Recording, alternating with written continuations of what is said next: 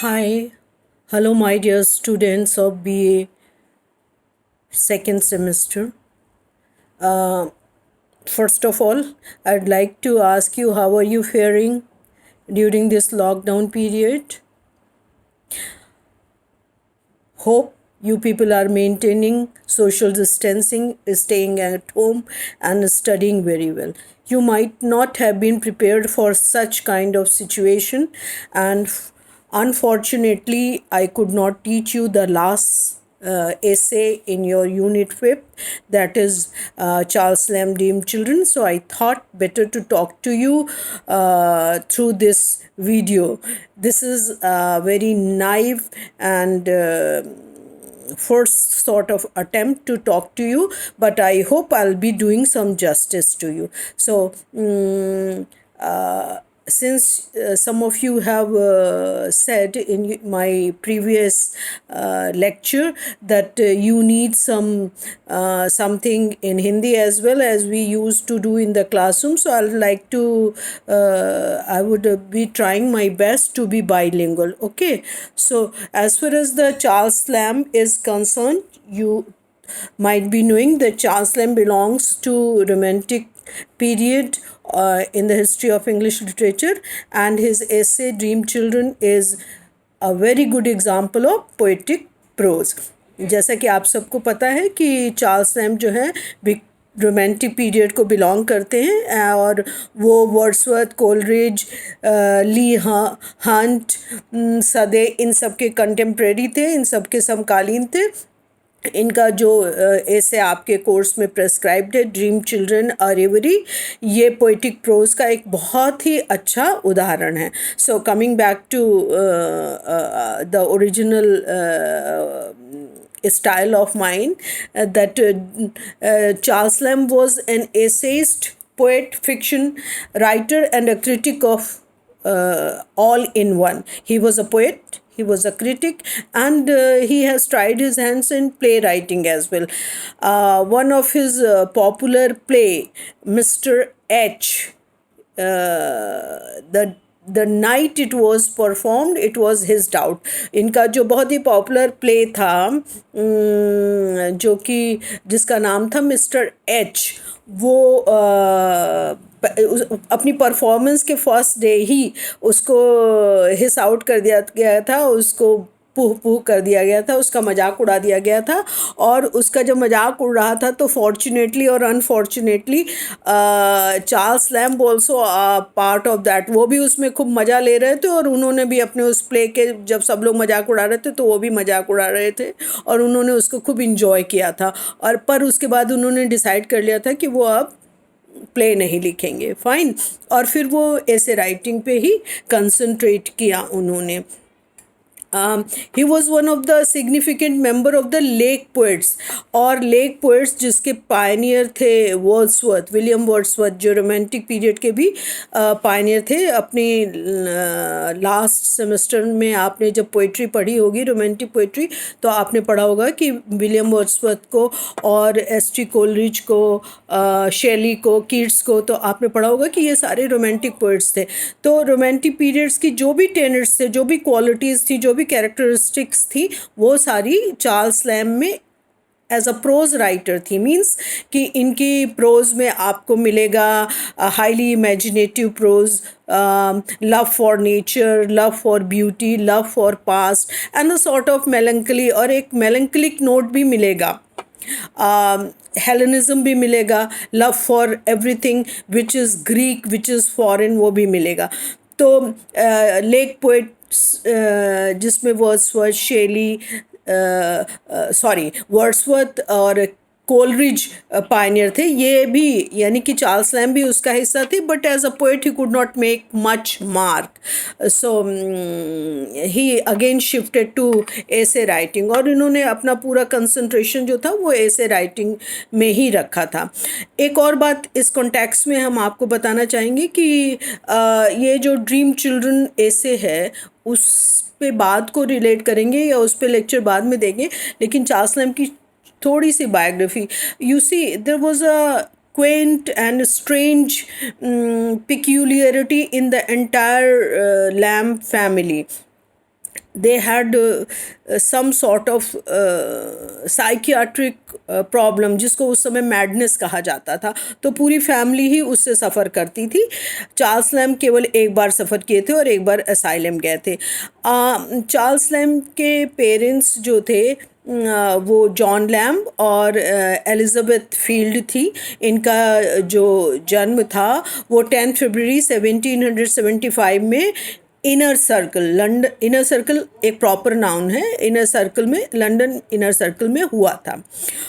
और इनकी जो प्राइमरी एजुकेशन थी वो क्राइस्ट हॉस्पिटल स्कूल में हुई थी। Christ hospital school specially humble background से आने वाले पुअर चिल्ड्रन के लिए हुआ करता था। So it was a public school and it was meant for carrying forward the tradition of the public schools.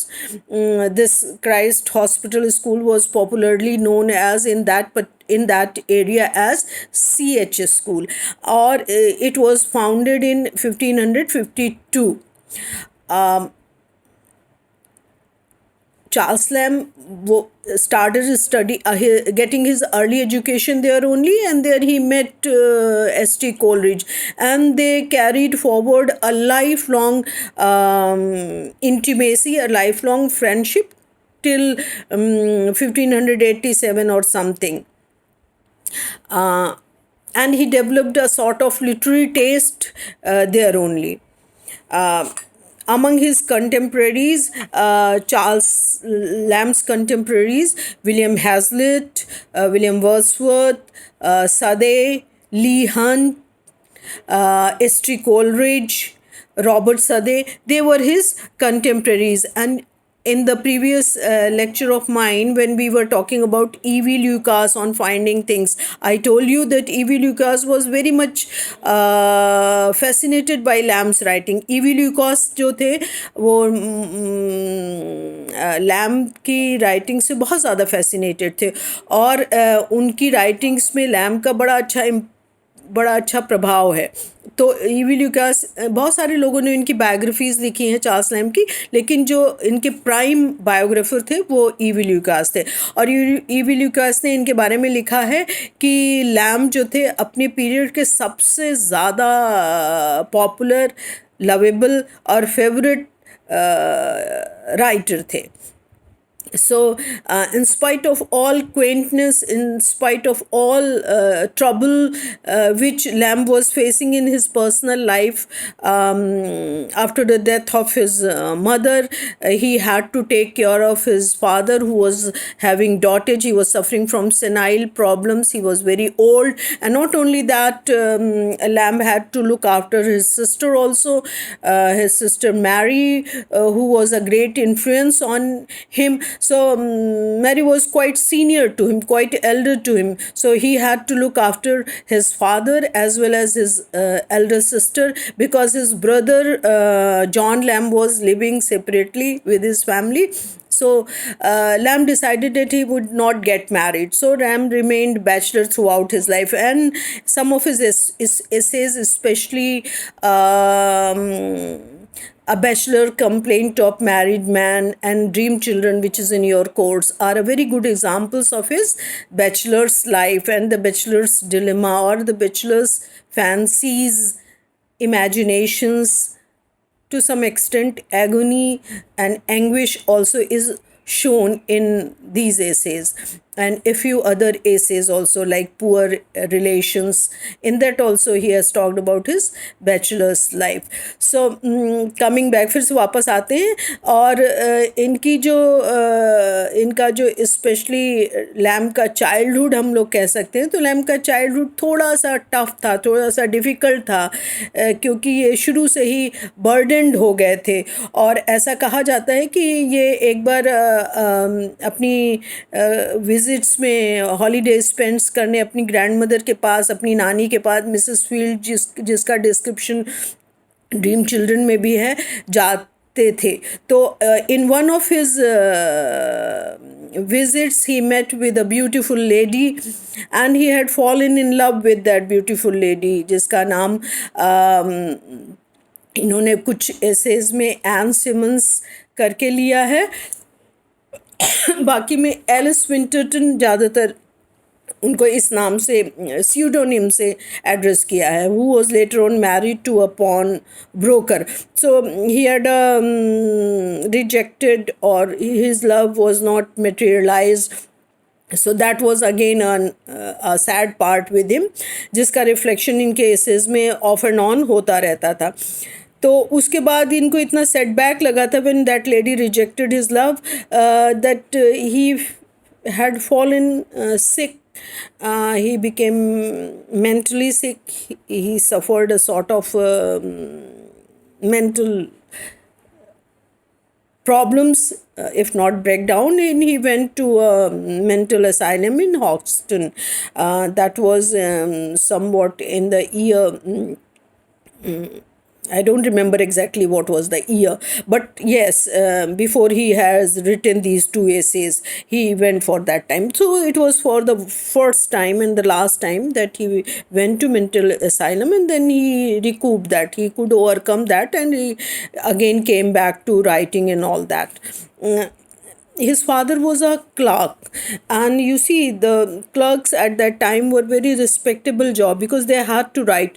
He also wanted to become the clerk, and he could not have initially that job because he was having some speech problems, speech infirmities. So in the early years of his career, he could not have that job. But later on, when he grew up and he could attain a name in the field of writing, in the field of journalism, he was offered that clerkship in the South Sea House. That was a publishing house, and he started writing essays for London Magazine and other magazines, and he started working there. But his final profession was in East India Company, and he stayed there for till he retired from there only. So that was the permanent position he held as far as the job was concerned. He could not attain the freedom of freelancing or just staying to the writing, because he had to share the economic responsibilities of his family. So he had to take a job and perform his job responsibilities as well. uh, as I told you that he had tried his hands in poetry, he has tried his hand in fiction writing, he has tried his hand in essay writing also, and it was in essay writing that he attained popularity and he could show his mastery in essay writing. And he was extremely influenced by French writer Michel de Montaigne, and it is said that Montaigne's influence was very heavy on him, and he also wrote like him in personal prose kind of things, and autobiographical elements are also quite visible in him like Montaigne. And it is said that he has propagated Montesque style in prose writing, in essay writing. His writings are quite intimate. It looks as if somebody is sitting in front of you and talking to you. इनके ऐसे ऐसे लगते हैं जैसे कि आप ऐसे नहीं पढ़ रहे हैं, बल्कि सामने बैठ के कोई आपसे बात कर रहा हो, और उस बातचीत के दौरान वो आपको कुछ अपने टिप्स दे रहा हो, अच्छी प्रोज का मज़ा दे रहा हो और पोइटिक प्रोज का मज़ा दे रहा हो. इनकी प्रोज स्टाइल ऐसी है जिसमें कि आपको ऐसा मज़ा आएगा जैसे आपको लगेगा कि आप प्रोज नहीं बल्कि पोइट्री का कोई बहुत बढ़िया पीस पढ़ रहे हैं. सारे एलिमेंट्स पोइट्री के हैं. Good choice of words, imaginative, love for nature, beauty, love for past, and an undercurrent of sadness, melancholy. Almost in all his essays you will find this, especially, and when we talk of dream children, that is very much there, वो उसमें बाकायदा dream children अरेवरी में तो बहुत ही ज़्यादा दिखाई देती है, एकदम बहुत ही इंटीमेट टॉक ये करते हैं। और ऐसे को अगर हम लोग पढ़ना शुरू करते हैं, बट ऐसे पढ़ने से पहले हम 2-3 बातें आपको और बताना चाहते हैं कि इनके 2 पॉपुलर जो ऐसे कलेक्शंस हुए थे वो द एसेस ऑफ इलिया के नाम से पब्लिश हुए थे। जो लंदन मैगज़ीन में इनके आर्टिकल्स छपते थे, इनके एसेस छपते थे, उनको इन्होंने बाद में द एसेस ऑफ इलिया, जो कि 1823 में फर्स्ट कलेक्शन आया था, एंड 10 years लेटर 10 साल बाद 1833 में इनका the last assess of Elia के नाम से दूसरा कलेक्शन ऑफ एसेस आया था। जहाँ तक सवाल है Elia, why he had chosen the name of Elia when he was working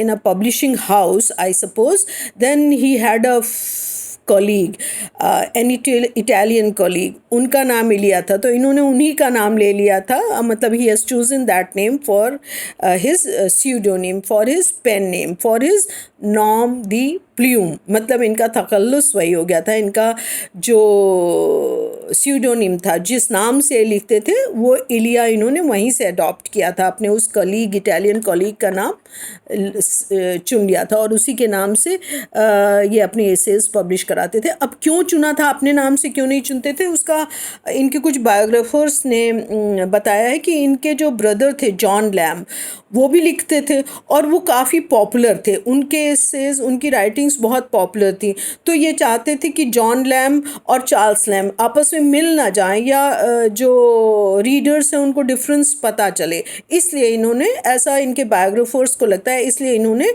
इलिया के नाम से लिखना शुरू किया था। तो इनके assess the assess of Elia के नाम से पॉपुलर हुए। अब हम अपने नेक्स्ट वीडियो में आपको चार्ल्स लैम का ड्रीम चिल्ड्रन पढ़ाएंगे। ओके।